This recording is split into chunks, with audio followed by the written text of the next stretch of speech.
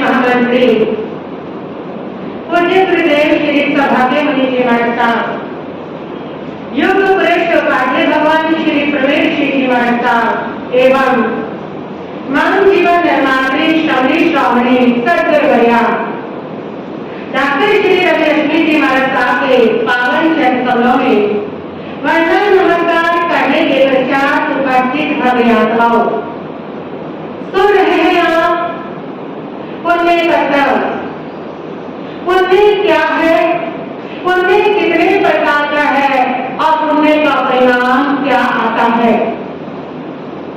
पुण्य के बीज जो होते हैं वो सुख के बीज होते हैं, जो जीवन में सौभाग्य को लाते हैं, सुख को लाते हैं, समृद्धि को लाते हैं, जो शुभ कर्म को लाते हैं, जो आत्मा को पवित्रता की ओर बढ़ाते हैं। वो जो बीज होते हैं वो किसके बीज होते हैं? पुण्य के बीज होते हैं। जो आत्मा उन बीजों को बो देती है उनके जीवन में सद्गुणों की फसल होती है, उनके जीवन में सौभाग्य की फसल होती है, उनके जीवन के अंदर सुख समृद्धि और शुभ कर्मों की जो फल है वह जीवन में उनको प्राप्त हो जाया करते हैं। परम पिता परमात्मा प्रभु महावीर ने स्थानक की सूत्र के अंदर 9 प्रकार के पुण्य का विधान किया है। 9 किन्हें बनाते? अन्न पुण्य, पान पुण्य, लायन पुण्य, शयन पुण्य, वक्र पुण्य, मन पुण्य, वचन पुण्य, काय पुण्य, नमस्कार पुण्य। 9 प्रकार का पुण्य है जो 42 प्रकार से इंसान भोगता है। 9 प्रकार का पुण्य का विधान परमात्मा ने इसलिए किया है ताकि दुनिया के अंदर पाप ना बढ़े, दुनिया के अंदर अपराध ना बढ़े, दुनिया के अंदर पाप कम हो जाए, व्यक्ति का जीवन शुभ में लग जाए, शुभ कर्मों का उपार्जन कर सके, आत्मा पवित्र हो सके और उसके जीवन में सद्गुणों की वृद्धि हो सके। इसके लिए परमात्मा ने 9 प्रकार के पुण्य का विधान किया है।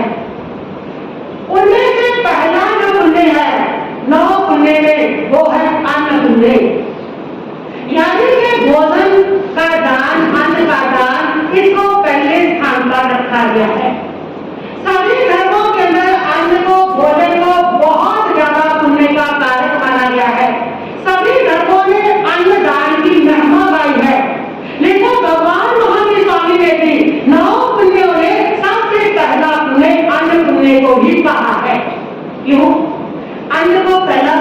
इंद्रियां, क्योंकि अन्न के बिना ये जीवन टिकता नहीं है।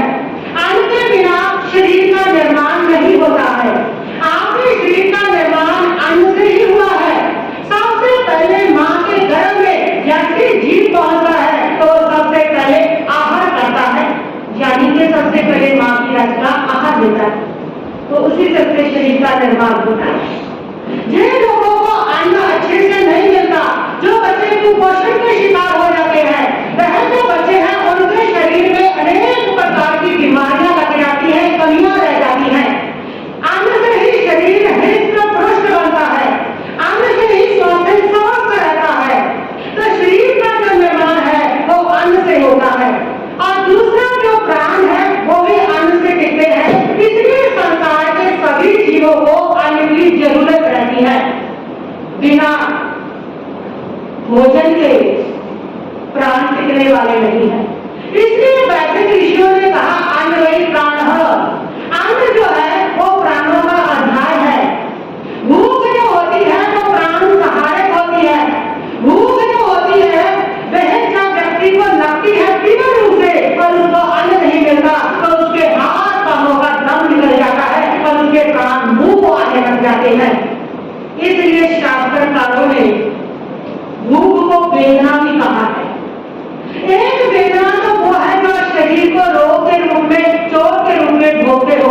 एक वेदना वो है जो मानसिक वेदना होती है। लेकिन परमात्मा कहते हैं यही वेदना नहीं, भूख भी एक प्रकार की क्या है, वेदना है। खुहर साम वेदना लगती, क्षुधा के समान, भूख के समान और कोई वेदना नहीं है। इतनी भयंकर वेदना है कि जब आराम पड़ता है और लोगों को अन्न नहीं मिलता, उस समय इस वेदना से तड़प तड़प करके लोगों के प्राण क्या हो जाते हैं, समाप्त हो जाते हैं। आपने देखी नहीं भूखे पेट की तरफ, आपने देखी नहीं भूखे पेट की तरफ, काल देवता से भूखे तन के प्राणों की झमट है। मैंने ऐसे बचपनों की दास्तान कही है जहां माँ की छातियों में दूध नहीं है और जहां गरीबी की कोई सीमा रेखा नहीं है, जहां गरीबी की कोई सीमा रेखा नहीं है। लाखों बच्चे हैं जिन्होंने दूध देखा नहीं है। शर्म से शर्मनाक जीवन काटते हैं वो, शर्म से शर्मनाक जीवन काटते हैं वो।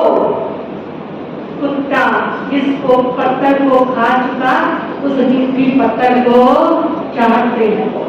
ये भूख करवाने को मजबूर कर देती है। बहुत वर्ष पहले कुछ लोग शहर शिकर गए थे बिहार की तरफ, झारखंड की तरफ। उन लोगों ने मुझे बताया कि महाराज हमने वहां पर एक एरिया में ऐसी गरीबी देखी, ऐसी गरीबी देखी कि हमने कुत्तों को जो भोजन फेंका और एक कुछ बच्चे आए जो बहुत गरीब है, जो बहुत भूखे थे, तो कुत्तों के साथ बैठ करके उसी जितने भोजन को खाने लगे। भूख क्या नहीं करवाती। इसलिए कहा मुक्षतो किन्ना करोति पापम। भूख ऐसा कौन सा पाप है जो नहीं करवाती। भूखा इंसान हर पाप करने को क्या हो जाता है। कहते हैं कि जिस समय बांग्लादेश में अकाल पड़ा था, उस समय अखबार में पड़ा था कि एक माँ अपने ही बच्चे को मार करके पकड़ करके खा जाती है, भूख से सताई हुई। भूख माँ अपने बच्चों को बेचने के लिए क्या हो जाती है। एक भूख के कारण, भूख से तोड़ी हुई एक नारी जो होती है वह अपनी देह को बेचने के लिए क्या हो जाती है। भूख कौन सा पाप है जो नहीं करवाती। भूख के आगे इंसान सारी मर्यादा भूल जाता है, सारा धर्म भूल जाता है। भूख के आगे जो इंसान है अपनी मान प्रतिष्ठा भूल जाता है। बेटियां शर्मोहया होती है जहान की, बेटियां शर्मोहया होती है जहान की। भूख ने तोड़ा तो बर्तन बन रखी दुकान की। भूख आशाओं का रूप तोड़ देती है, भूख आशाओं का रूप तोड़ देती है, निर्धनों की बेटियों का रूप बेच देती है। भूख ऐसे दांव बेच देती है कि भूखी माँ अपना ही बच्चा बेच देती है। कौन सा पाप है जो भूख नहीं करवाती है। भूख के कारण इंसान जो है वह स्वयं को वेदना पाता ही है और उसके कारण हर जो पाप है वो करने को तैयार हो जाता है। कहते हैं कि एक वो भिक्षु था, वो एकांत में साधना किया करता था और जब भी उनको भूख लगती तो गांव में लेकर नहीं जाता, तो वही कंदमूल को ढूंढ करके खा पी लिया करता था। एक बार बहुत भूख लगी, कंदमूल भी नहीं मिला, भूख ने उनको व्याकुल कर दिया, पूरा जंगल छान मारा, कंदमूल नहीं मिल रहा और ढूंढता फिर रहा है। तभी उधर से एक व्यक्ति मिला, उस बौद्ध भिक्षु का नाम था हुआंगपो। उस व्यक्ति ने आकर के उससे कहा कि आपने वो भिक्षु हुआंगपो को देखा है, उसके आश्रम का रास्ता किधर जाता है? उसने कहा अरे वो पागल, उस पागल से मिलना के तो मैं क्या करना है, भूख में कहीं इधर उधर मार रहा होगा, कहीं कंदमूल ढूंढ रहा होगा, वो तो पागल है। उस व्यक्ति ने कहा ऐसे महान भिक्षु को आप पागल कह रहे हो? उसने कहा कि हाँ, तुम नहीं जानते वो पागल आदमी ही है। और ये कहकर के उसने थोड़ा कंदमूल ढूंढा और उसके बाद उस व्यक्ति का हाथ पकड़ा, कहा कि आओ, और उसके साथ ला करके उसको अपनी कुटिया में बैठाया, ठंडा पानी पिलाया और कहा कि थोड़ी देर को मैं आता हूँ। अंदर गया, जो कंदमूल खाया था उसको खाया, पानी पिया, तृप्त हुआ और आकर के उस व्यक्ति से कहा हाँ अब बताइए आपको वांगपो से क्या काम है, क्या कहना चाहते हैं आप? मैं ही हूँ। वो तो देख के हैरान रह गया। उसने कहा कि गलत हो गया, ये अंतर कैसे? पहले तो मुझे ये बताओ कि अब आपकी भाषा इतनी कठोर थी, इतना गुस्सा था उस भाषा के अंदर, पर अब आपकी भाषा में इतनी विनम्रता, इतनी मिठास है, इसका अंतर कैसे आया? उस हुआंगपो भिक्षु ने कहा कि उस समय जो भिक्षु की भाषा थी वो भूखे व्यक्ति की भाषा थी, आपने तृप्त व्यक्ति की भाषा है। तो उस भिक्षु ने उपदेश दिया, इसलिए भूखे को अन्न पानी देना तो सबसे बड़ा धर्म है, क्योंकि वो उसकी आत्मा को क्या करता है? तृप्त करता है। भूख जब लगी होती है तो भाषा में तो छोटा आ जाती है कि तुम भी जानते हो, तुमने हमको भी किया होगा। जिस समय बहुत भूख लगी है तो तुम्हें गुस्सा आने लग जाता है, उस समय कोई बताता है तो तुम चिढ़ करके बोलते हो कि मैं तो भूख से मरा जा रहा हूँ, मुझे बहुत भूख लगी है और बात मत करो, मुझे कुछ खाने के लिए दो। तृप्त आत्मा शांत होती है। भूख इंसान की अशांति को बढ़ाती है, उसकी वेदना को बढ़ाती है, उसकी तकलीफ को बढ़ाती है। इसलिए भूखे को भोजन खिलाना वो परमात्मा ने अंत पुण्य इसलिए विधान किया है। भूखे को भोजन देना सबसे बड़ा धर्म है। भूखे को भोजन देना, वो समझो आप एक जीव को अबे दान दे रहे हो, उसके प्राणों को बचा रहे हो। जब हम भूखे को भोजन देते हैं तो किसी के प्राणों का दान दे रहे हैं उसको। भूख इंसान के प्राणों की सहायक होती है, भूख नरक देती है, भूख वेदना देती है, भूख तकलीफ देती है, भूख मृत्यु देती है। और जब हम उसकी भूख को शांत करते हैं, उसको अन्नदान देते हैं, तो आप धर्मदाता तो बनते ही बनते हो, आप अभयदाता भी बनते हो। आपकी करुणा उस परमात्मा की जो उसके भीतर बैठा है, आपका वो अनुदान उस परमात्मा को तृप्त करता है। वैसे तो 3 प्रकार के दान आगम के अंदर करते हैं। पहला जो अन्नदान है वो एक मुनिराज को देना, वो सब सुपात्र दान। दूसरा जो भोजन दान है, जो अन्नदान है, वो अपने सहधर्मी भाई के लिए देना। तीसरा जो अन्नदान है वो जो दुखी लोग हैं, जो गरीब लोग हैं, जो भिखारी लोग हैं, जो बहुत ज्यादा जरूरतमंद लोग हैं, ऐसे भूखे अपंग लोगों को दान करना, वो भी दान की कड़ी में आता है। तीनों का महत्व एक ही। ऐसा कुछ नहीं, कुछ लोग कहते हैं तो पात्र कोई दान दो, बाकी सबको दान ना दो। कुछ लोगों का ये दान है, फैक्ट्री को दान देना चाहिए, मैं फैक्ट्री को दान नहीं देना। ऐसे लोग तो अपनी करुणा को समाप्त करते हैं। करुणा नहीं देखती कौन यात्री है, कौन फैक्ट्री है, करुणा नहीं देखती कौन पुण्य आत्मा है, कौन पाप आत्मा है। करुणा तो जब बहती है, करुणा की कोई डोंगरी नहीं हुआ करती है। करुणा तो जब बहती है समान रूप से बहती है, करुणा के सामने कोई नहीं हुआ करता।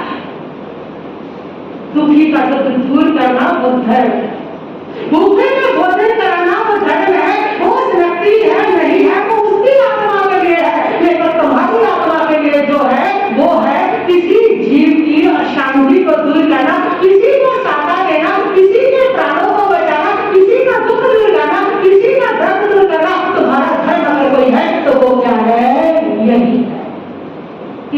तकलीफ दूर करना। और जब तुम ये सोचते हो तो तुम अपनी करुणा को बाउंड कर देते हो। जब तुम ये सोचते हो किसी को पंचायती को दान नहीं देना, स्नेत्री को मुझे दान देना है, तो तुम्हारी करुणा मर गई। कोई तुम्हारे सामने मर रहा है और वो स्नेत्री नहीं है तो तुम उसको बचा नहीं रहे हो, तो तुम्हारी करुणा समाप्त होगी। करुणा धर्म का पहला अंग है, स्नेत्रों का कोई अंग है पहला, तो वो क्या है? करुणा। करुणा इसलिए उतना ही महत्व है। गरीब को दान देने से तुम्हारे करुणा का गुण बढ़ता है, उतना ही महत्व है, उतना ही धर्म है। ऐसा कुछ नहीं है कि उसको दान देंगे तो वो बड़ा है, उसको दान देंगे तो वो क्या है? छोटा है। ऐसा कुछ नहीं है। कैसे कैसे दुखी दुनिया के अंदर पड़े, उनके दुखों को दूर करने वाले धार्मिक हुआ करते हैं। परमात्मा प्रभु महावीर पूरी सृष्टि के लिए मंगल भावना भाते हैं कि सभी जीवों का कल्याण हो। वो ये नहीं कहते कि जो स्नेत्री है उनका कल्याण हो, सभी जीवों का कल्याण। वो सभी जीवों के दुख दूर करने के लिए साधना करते हैं, तप करते हैं, सभी जीवों का दुख मिटाने के लिए नगर नगर ग्राम ग्राम प्रवचन देने के लिए जाते हैं। वो सभी जीवों का समान रूप से सभी जीवों को देखते हैं, तो कोई भेदभाव नहीं करते हैं। भेदभाव पक्षपात, सिर्फ इसको देना इसको नहीं देना, आप कितने लक्षित हो जाएंगे। भावों में कैसी तुम्हारे संकीर्ण में आ जाएगी। सिर्फ स्नेत्री को देना है, मर्दानगी को देना नहीं, भाव कितने संकीर्ण होंगे। सोचा है वो भाव, वो के अंदर कितनी कठोरता आ सकती है कि एक अगर बच्चा तुम्हारे सामने तड़प रहा है और तुम स्नेत्री हो, इसलिए तुम उसको नहीं दे रहे कि मुझे मच्छर लग जाएगा, तो कितनी बड़ी कठोरता है, कितनी बड़ी क्रूरता है। धर्म ये नहीं कहता, धर्म का पहला अंग अगर कोई है, स्नेत्र का पहला अंग कोई है तो वो है करुणा। और करुणा की कोई बाउंड्री नहीं हुआ करती। तीर्थंकर जब दीक्षा लेते ना तो उस समय तीर्थंकर भगवान वर्षी दान करते। तो उस वर्षी दान में वो ये नहीं देखते कि कोई पुण्य आत्मा है या पाप आत्मा है, स्नेत्री है या बच्चात्री है, किसको देना। वहां कोई सारे स्नेत्री नहीं आते, बच्चात्री भी आते हैं। तो आप सबको क्या कहते हैं? समान भाव से दान देते हैं। करुणा धर्म का अंग।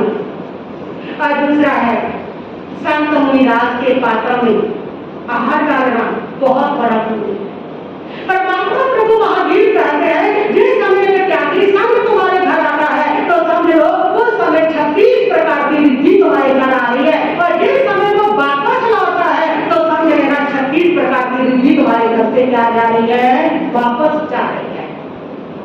एक त्यागी संत को पात्र में जब तुम्हारा आहार जाता है, जब तुम्हारा भोजन जाता है, 36 प्रकार की समृद्धि बढ़ करके तो पुण्य तुम्हारे घर में क्या करता है? प्रवेश करता है।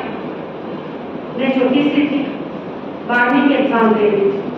मेरे को एक प्रोफेसर पढ़ाने आया करते थे, अशोक बजाज। उन्होंने स्वयं मुझसे एक सवाल किया था कि हमारा साहब जैन लोग अमीर और समृद्ध क्यों है? जैन लोग जाके बहुत कम है दुनिया में, 0% 45-50 लाख, ज्यादा नहीं है। फिर भी जैन लोग जो है वो मोस्टली समृद्ध है, बहुत कम पाए जाएंगे जो क्या होते हैं? गरीब होते हैं। ज्यादातर बड़े बड़े जितने अमीर हैं वो सारे जैन ही। और इसलिए उन्होंने कहा हमारे इंडिया के अंदर ये भावना चाहिए, अगर अमीर होना है तो जैन मान जाओ। उन्होंने कहा बहुत सारे लोग बड़े, वहां का सुंदरनाथ सराफ है, वो पहले जैन नहीं थे तो जैन बने, और पहले कुछ नहीं था, बाद में बहुत वो पैसे वाले हुए, अमीर हो गए, वो लोग अमीर हुए। उन्होंने कहा कि इसका कार्य क्या समझते हैं? मैं तो बहुत छोटी थी, मैंने कहा सर मैंने तो इसके ऊपर कभी चिंता नहीं किया, मैंने तो कभी सोचा भी नहीं ऐसा भी कुछ है, तो आप ही बताइए आपको क्या लगता है? उन्होंने उसका जवाब मुझे दिया कि उसका कारण यह है कि जैन समाज के पास एक बहुत बड़े त्यागी संघ है जो किसी समाज के पास नहीं है। ऐसे त्यागी संघ जब उनके घर से भोजन लेकर के आते हैं तो अपना आनंद अपने छोड़ करके आते हैं। उन संतों को भोजन देने के कारण से ही जो जैन समाज है वो क्या है? अमीर हुआ है, समृद्ध हुआ है। उस पुण्य की बदौलत से उन्होंने क्या पाया है? भगवत पाया है। बात मुझे भी जैसी बात तो सही है। और फिर भगवती सूत्र में देखा तो परमात्मा भी बोल रहे हैं एक त्यागी संत, एक पंच महाव्रतधारी संत जब तुम्हारे घर में आता है तो वो 36 प्रकार की रिद्धि की तरह से आता है, जो तुम्हारे घर में उतराई उन्हें छोड़ के जाता है। अगर खाली जाता है तो समझ लो तुम्हारी सारी रिद्धि जो है वो भी क्या जा रही है, वापस जा रही है। इतना उसकी महत्ता बताई गई है। इसलिए आहार दान करने वाले लोगों ने तीर्थंकर को दरबारा। आहार दान के माध्यम से लोगों ने बड़ी संसार किया अपना। आहार दान से बड़े बड़े पदों को पाया। भगवान ईश्वर देव की आत्मा ने पूरे धाम में एक मुनि को घी बहराया था और सुरक्षा पाई। भगवान महावीर स्वामी की आत्मा ने नए साल के भर में मुनि को जो है भोजन बहराया था। वहीं से उनकी धर्म की यात्रा शुरू होती है, वहीं से सुरक्षा शुरू होती है, वहीं से महावीर बनने की यात्रा शुरू होती है। और उन्होंने भी क्या पाया, सुरक्षा पाया। भक्त चक्रवर्ती ने का भैरव जो पाया उसका कारण था पूरे घर में 500 मुनियों को आहार पानी ला करके देते थे। उनकी सेवा का दायित्व संभाला हुआ था। वो 500 मुनियों को भोजन कराने की वजह से भक्त चक्रवर्ती इतने बड़े भैरव को क्या करते हैं, पाते हैं, स्वीकार करते हैं। शाली भद्र की कहानी तो आपने सुनी ही होगी। कितने अमीर है वो शाली भद्र। शाली भद्र के जहां इतनी अमीरी है कि जिस राजा के शासन में रहता राजा शनक, उसके जहां भी उतनी अमीरी नहीं है। राजा शनक के जहां एक कंबल का व्यापारी आता है और रानी चेतना ने कहा कि ये कंबल मुझे खरीदने। एक कंबल 1 करोड़ का है, 4 कंबल थे, लेकिन राजा कहता है महारानी से इतने महंगे कंबल नहीं, राजकोष में इतना पैसा नहीं है। और तब वो व्यापारी आता है और वो निंदा कर रहा है, कितना बड़ा राजा हो गया कि 4 कंबल नहीं खरीद सका। हमने तो बड़ा नाम सुना था, शाली भद्र की मां ने सुना, अब सुना अरे मेरे देश की बदनामी हो रही है। और उसने उसको अंदर बनाया और कहा कि वो कितने कंबल, उसने कहा केवल 8। उसने कहा मेरी 32 हो गए हैं, 32 चाहिए मुझे। उसने कहा मेरे पास तो 8 ही है, रेट 1 करोड़ का रख ली, 8 को रख ली और 8 करोड़ उसको दे दिया और 8 कंबल उसने रखवा लिए। और खाने के बाद उसके 32 टुकड़े दिए और बहू को एक टुकड़ा नमक के रूप में दे दिया। बहू ने एक बार पाँव को पूछा और उसको बड़े दिनों का पहन दिया। एक ही बार वो वस्त्र को पहनते और उसको पहन दिया करते थे और उन्होंने रूढ़ी बार कह दिया। इतनी समृद्धि, इतना भगव था शाली भद्र के कहा। और वो सारे कंबलों को जमा करनी आती है, उसको चमकते चमकते कीड़े लगे और उसने उन कंबलों को उठाया, जोड़ा, जोड़ करके अगले दिन सर्दी में उड़ करके रानी के महलों में गई। चेतना ने देखा, हैरान हो गई, जो कंबल का हम नहीं खरीद सके हमारे प्रजनवासियों ने उसको खरीदा। कौन है पूछा, राजा को बताया और राजा खुद देखने के लिए शाली भद्र के पास आते हैं और शाली भद्र के घरों को देखते हैं। आप चकित रह जाते, इतना भैरव मेरे पास जितनी समृद्धि शाली भद्र के पास। भगवान महावीर स्वामी के पास जाते हैं, पूछते हैं जाकर के कि प्रभु शाली भद्र ने इतनी समृद्धि कैसे पाई। करवाते हैं कि पूरे गांव में ये एक ग्वालन का बेटा था, बहुत गरीब। बचपन में पिता की डेथ होगी, माँ लोगों के काम करके भोजन मुश्किल से पकाती थी, खाती। एक दिन इसने जितनी मुझे खीर खानी है, खीर खानी है, खीर खानी है, किसी को खाते देखा था। माँ खीर कहाँ से लाए जो एक वक्त का भोजन नहीं बना सकी। माँ की आंखों में आंसू है, लेकिन इस बच्चे की संगम जिसका नाम है उसकी जिद बढ़ती चली जा रही है। माँ अपनी गली में पड़ोसियों के पास गई, पूछा उन्होंने तुम्हारी आंखों में आंसू क्यों धुना। उसने कहा बच्चे ने जिद कर रखी खीर खानी, कहाँ से खाऊं। उन्होंने कहा कोई बात नहीं, हम थोड़ा थोड़ा दे देते हैं। किसी ने दूध दे दिया, किसी ने चावल दे दिए, किसी ने चीनी दे दी। इस प्रकार एक खीर बना करके माँ ने उसको दे दी, थाली में डाल दी। कहा बेटा गर्म गर्म में ठंडी होगी तो खा लेना, मैं पानी भर करके लाती हूँ। और वो संगम थाली लेकर के बैठा है, भूख से व्याकुल है, खीर उसकी पसंद है, मुश्किल से उसको मिली है, खीर को लेकर के बैठा है। ठंडी हो तो खाओ। ऊपर कितने ने देखा एक मुनि राजा रहे हैं, सीधे उनके घर में प्रवेश करके और उसको देंगे। उसका मन बड़ा प्रसन्न हुआ। उसने सोचा महाराज जी को दे दूंगा, आधी दे दूंगा, आधी मैं खाऊंगा, आधी दे दूंगा। और उस खीर के अंदर उसने लकीर नहीं चली कि आधी होगी आधी मेरी। जैसे उन्होंने पात्रा रखा मुनि ने और उन्होंने उठाया अपनी थाली पर डालने लगे, खीर तो लिक्विड है, अब वो खीर से कितनी खींची है, वो सारी की सारी पात्रे में गई। जैसे पात्रे में गई वो बड़ा प्रसन्न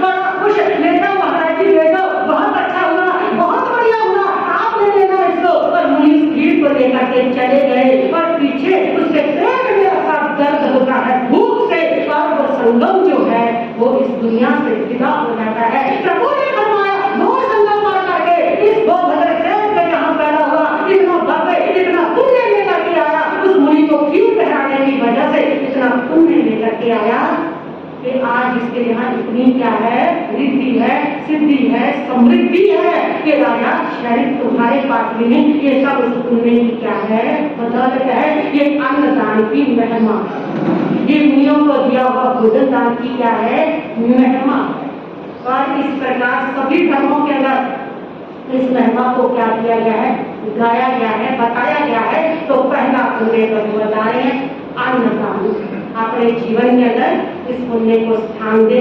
सद्धर्मियों की तो करें, जो सद्धर्मी भाई को देने से हमारे अंदर वात्सल्य बढ़ता है, मैत्री बढ़ती है। मुनि राजों को देने से श्रद्धा बढ़ती है, श्रद्धा हमारी आत्मा का गुण है। और गरीबों को देने से अनुकंपा बढ़ती है, वो भी हमारी आत्मा का गुण है। इसलिए सभी जो है भोजन किसी को भी दो, कैसे भी दो, वो जो भोजन है वो हमारी आत्मा का कल्याण करने वाला है।